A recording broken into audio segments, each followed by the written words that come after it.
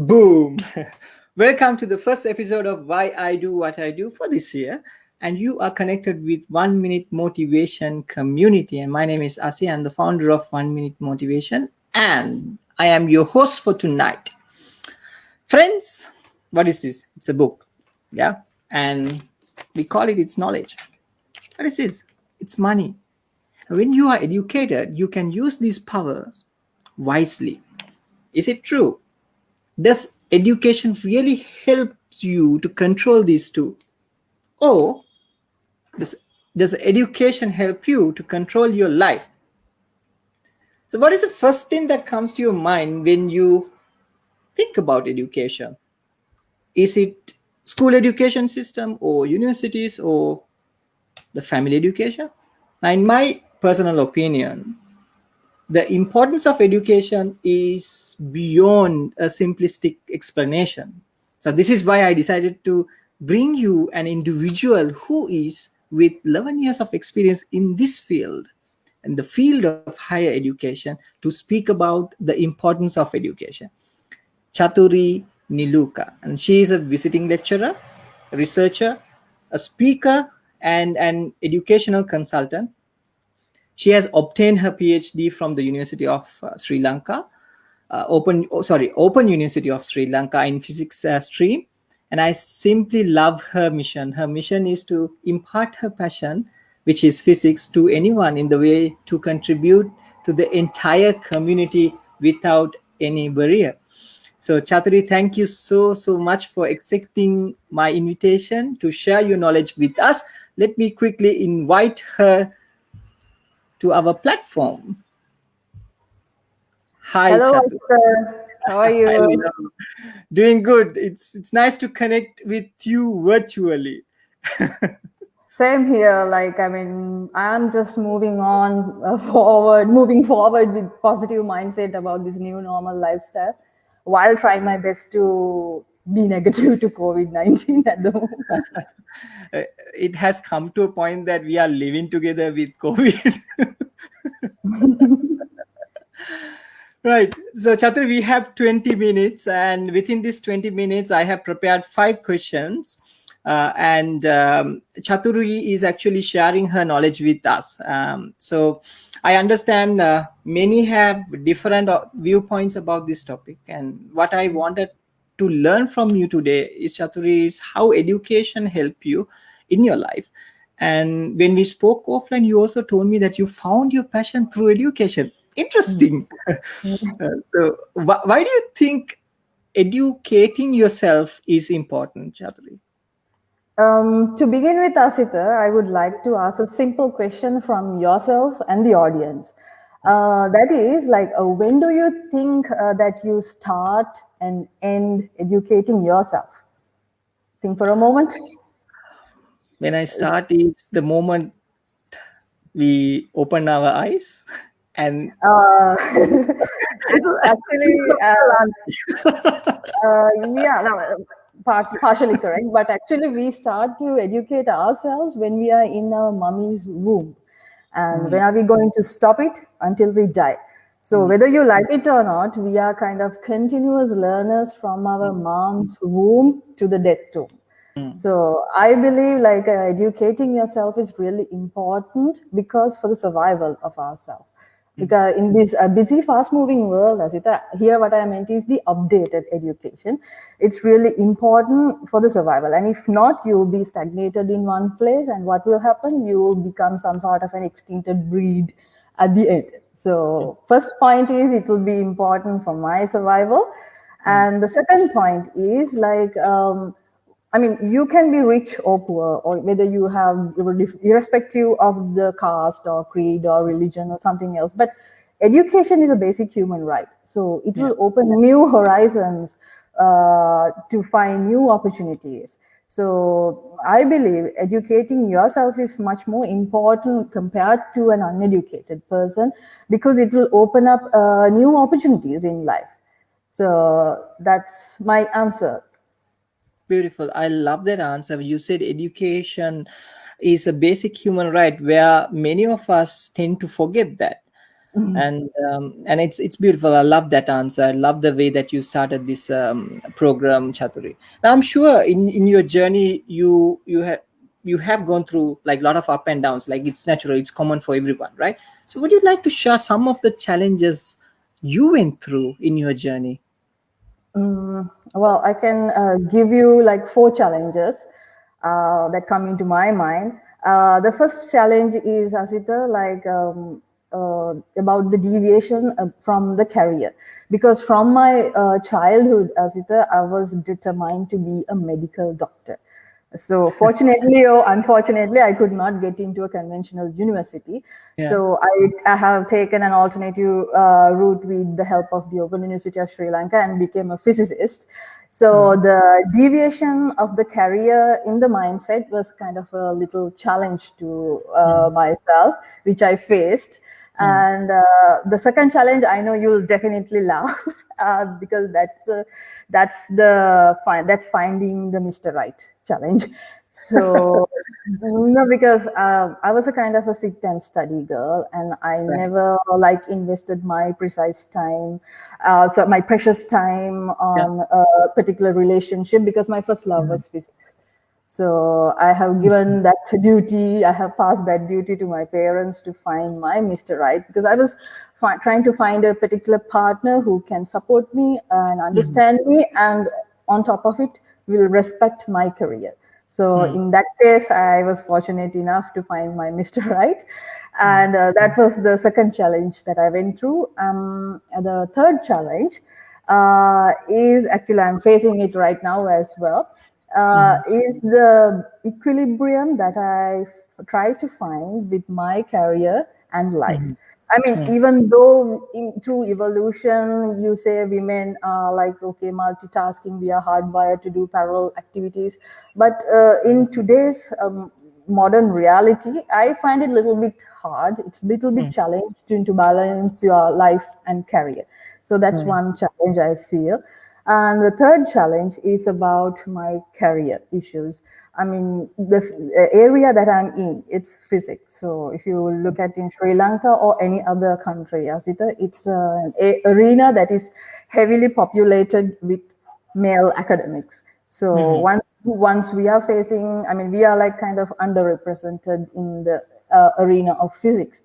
So while you're moving ahead, you need to keep your head up because I as a physicist, I market my knowledge, not my gender. Yeah. So while doing so, there are certain issues like discrimination, sexism, and also the gender equality issues. So while Yeah. moving in that, I also face that as one of the challenges that I face in real life. One thing that actually I captivated from your answer is, I mean, you are so authentic, and even uh, when I have this conversation with my friends, with my community, they always tend to focus on the challenges that they went through, right? And past, reflect on their past. But I'm honestly, genuinely thanking you for sharing even the current challenges that you're going through. You openly disclose it. And this particular statement, I love it. While you're moving forward, keep your heads up. I love that statement. Amazing. So how did you come out from these challenges, or what kind of actions, what are the activities that you do to come out from these challenges? Honestly, as there are like two ingredients in this recipe. The first one is self-discipline, and the second one is time management. So I'll elaborate on it. Yeah. Self-discipline in the sense like I'm kind of a more meticulous person, and I can share what I did for the past 3 years from 2016 to the 2019. Actually, at that time when I was doing my PhD research, I didn't get a university grant, so I was doing 2 jobs at the time when I was doing my PhD. That means I was working as an education consultant, plus I was doing visiting lectures. So I had to balance all this with a newborn kid. So I used to get up around 2 a.m. in the morning, and from 2 to 4 o'clock, I used to do my job related work and get Wow. ready all packed up. And I started my research work at around 5 o'clock in the morning. So from that, it will be like 10 to 11 hours of lab work. And then around from 5 o'clock to 8 o'clock, it will be family time. And then 4 5 hours of sleep with the occasional breaks. I mean, I didn't follow it rigorously with the occasional breaks because I flew back and forth to my husband's country at that time. But I stick to a particular kind of strict regime until I try to follow my dream. So that's one thing. It's the self-discipline that really helped me a lot. And the second thing is, Asita, about the time management. This is the area that I normally preach a lot to my students as well. So now, and in time management, Asita, like I used to check with my task according to the Eisenhower matrix, that you prioritize the task according to the important and urgent basis. Yeah. And I used to have another method called 135 rule, that is one major task, three medium tasks, and five smaller tasks per day, trying to complete that so that I can have a positive feeling that I didn't waste the time. And other thing is I use GTD. That means I get the things done using a productivity consultant, which was introduced by himself, Mr. David Allen. It's called C2ORE. For my convenience, I use like that. It means C stands for capture. It means I used to collect what got my attention and I write down in a certain piece of paper or the place that I used to write down. And the second C is to clarify. I clarify whether I put this task into the trash, or whether I can put this into action, whether I can put it in the reference, or whether I can delay these tasks. And O stands for organizing. I normally organize what I have to do in sort of mini macro projects with definite time reminders as deadlines. And R is to actually reflect. I mean, when you have certain tasks to be done, you have to reprioritize and review whether you are in control of your life as well. And the final C2ORE stands for engage. That means you have to think and work accordingly to the decisions that you have to take for the certain action. I mean, it's thinking is good, planning is well, but doing is the best of it. And so my ingredients are self-discipline and time management. Yeah. So how long you have been using this method, C2ORE method? It's from my university days when I was like in an undergraduate time. So does it actually help you to come out to rather the manage time? Yes, like I mean, compared to other methods, I mean, there are so many time management techniques, but this worked out for me because I really like to do many things at a time. So that's what I mentioned, like parallel working, multitasking scenario. But in that, I used to save some of the time, like 1 hour per day, because I noticed that 1 hour per day, so it will be like 30 hours per month. So Yeah, you can do a lot within these 30 hours. Yeah. Wow, amazing. Thank you so much for sharing your wisdom in that area, Chathu.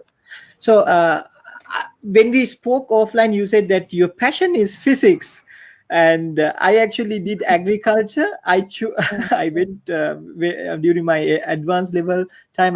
My first subject was physics.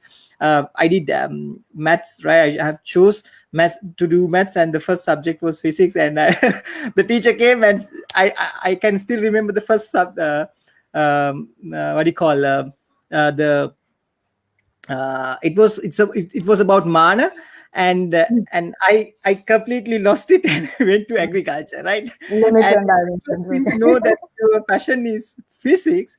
Let's talk about physics. how did you how did you find your passion through this process?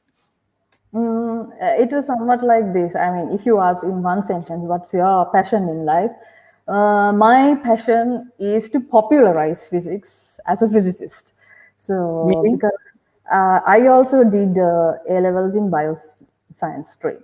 So, while I was in my university time, first years, it was really hard because I had to follow up the math stuff also. So, I got the help from one of my friends, the two of my friends in school, and my laboratory partner helped me a lot in trying to go through with this mathematical concept. But in the meantime, I was like, okay, like I will go somewhere, But to tell you exactly when did I find it out, it was like this. I moved to United Arab Emirates after my marriage, but I couldn't find a job from my science qualification for like 9 months or so. Yeah. But thanks to my business qualification, I was able to work as an executive MBA in Metropolitan School of Business and Management in Dubai. Even though I was utilizing my knowledge, Asita, I felt there's some sort of a void or a vacuum in my heart. And I knew it was the physics, it was pulling me back. So I need to start something in the start working on it actually. So on like 3rd October 2016, that's the exact date. I still remember. That's my father's birthday also. That was my father's birthday also, and that day, it's the day that I set foot to the condensed matter physics laboratory in the Open University of Sri Lanka. And you should have seen the welcome I got from the academic staff, non-academic staff, and the students. And they were like, "Okay, you are really back in I felt it. I mean, I felt okay. This is the area that I should invest my Invest. time with my blood and sweat. So I got that feeling on that particular day when I set foot the laboratory to start my PhD. Wow, amazing story, amazing story. Would you like to share a message with our community, Chatu? Message. So in the sense, Any you mean message? like a take-home message, right? Yes. Okay. What I like to say is, Sita, is like this. If you are connected to some kind of a higher purpose in life, you will experience a massive release of energy, both physically and psychologically. And that kind of energy can be generated once you truly discover yourself. I hope I have felt it, and I hope you also have felt it. And the thing is, it's the feeling is somewhat unique, and Yeah. to the people who are like watching us, I can say is like try to find your call using your raw talents that is hidden inside, and always be excited every day and stand for Yeah. it with confidence. Yeah. So that's what I'm trying to do as a physicist. I mean, by the end of the day, you won't be able to satisfy all the parties in the society. Some may Yeah. like you, so it's great and it's fantastic experience, but some may not. Mm. Who cares? Like, I mean, who cares? You have to move on Absolutely. with it. And Absolutely. what I have seen is, Asita, many people, students especially, they Yeah. try to compare their success with somebody else, some kind of a personality, a famous personality, and so on. But I was wondering, why is that? I mean, why should you consider about somebody else's success and compare it to different time frame and think about yourself as a failure? Why don't you build Mm. up a true personality? And I mean, in my case, I follow no one, but I learn from everyone. Yeah. And on top of it, Azita, like I have a strong belief that Hmm. I believe I can achieve. That's actually my motto in life. So believe you can achieve. Amazing. So with that, like, I mean, I'm not kind of a complex physicist. I'm a simple person. So so I believe that I mean, if you take it in a nutshell, Asita, I believe like if you follow your dream with while building a unique personality and hand in hand with a strong belief that you can achieve, you can do wonders in life. Amazing, amazing. Thank you so much for that amazing answer, Chadu. Something that I really like about your answer is one thing that you said: find your calling with your own skills, right? And you don't have to search it outside. You can actually internally, if you dig in, you can find it with your own skill. And second point that I love is be excited, and this excitement will take you into places, right? And Yes, and the third point is believe, and you then can you can achieve. achieve. Amazing, amazing. I love that.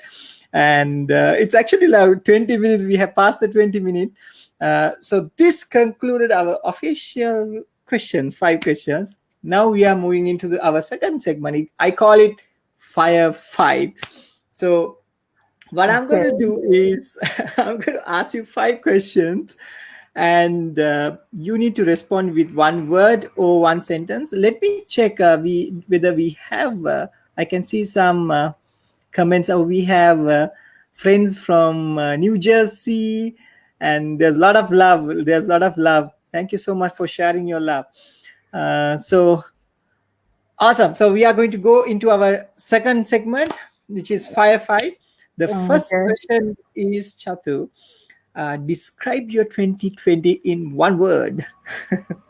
Mm, 20, I mean, the past 2020 year. Yep. One word.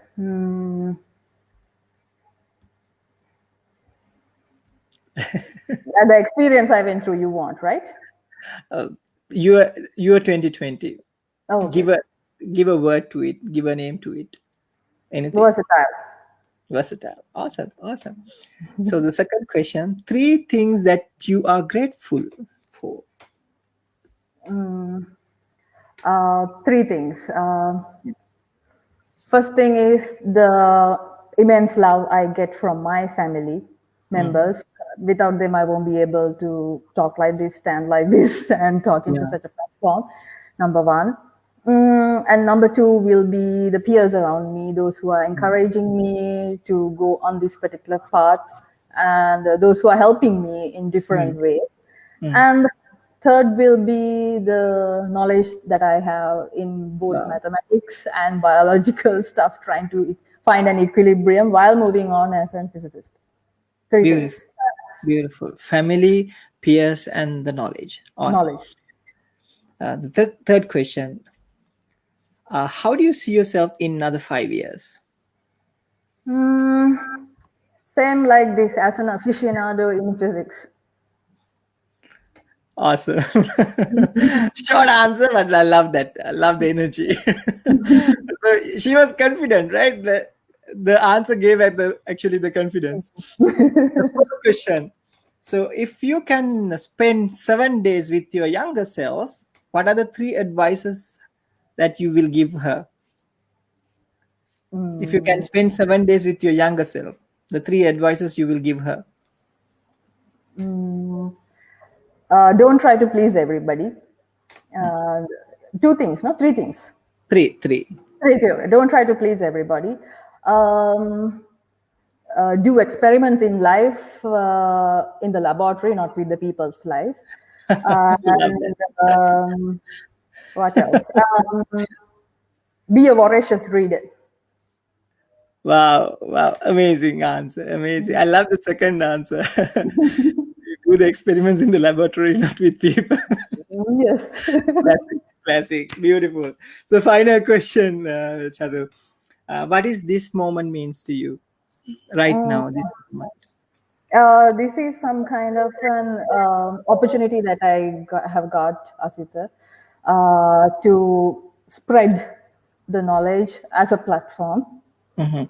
to a wider audience, because normally I come across with students, academic and non-academic people, and I believe this is much more diverse platform that you have. So I'm really Mhm. thankful for the opportunity that you have given me.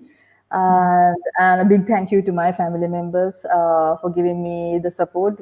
I mean, they are like my backbone, and my supervisors and the Department of Physics for the Mm. real support. I mean, they are giving me a good support to move on with my academic work, and I Mm. try to excel in physics. I don't know, that's what I told. I mean, for the moment I'm really happy about where am I, but I'm Mm. super duper excited about where will I be in a couple of years, and let's see. Kesara. Awesome. Thank you so much, Chatu, for sharing your knowledge, and I wish you nothing but the best. I'm sending you a lot of love and blessings and more power for you to be excited, the same carry the same energy and the excitement for your future as well. And I know for a fact that you are changing life. You are inspiring individuals and inspiring people, and thank you for that. And one thing that actually learned from this discussion, I learned many, but I wanted to highlight this one particular thing, which is be excited for your future. So I'm going to practice that. I'm definitely going to practice that. So thank you so much, Chathu, for investing your precious time with us, with our community. Thank you so much, Asita, for giving me this opportunity. I'm so glad that I have taken this opportunity with your 1 minute motivation. And we will move on with the life as I believe we can achieve as joyful warriors, like Madam Kamala Harris has mentioned. Absolutely right. Absolutely right. So move forward, heads up. So, friends, thank you so much for joining and investing your precious time with us this 30 minutes rather. And if you think this discussion can help someone or to change their life, please do share with them. And also leave your comments and suggestions in the comment section so we can learn and grow to serve you more. And until next time, my friends, be phenomenal. Send a lot of love and blessings. Stay connected with 1 minute motivation for inspiration. Have a great, great night. Bye bye.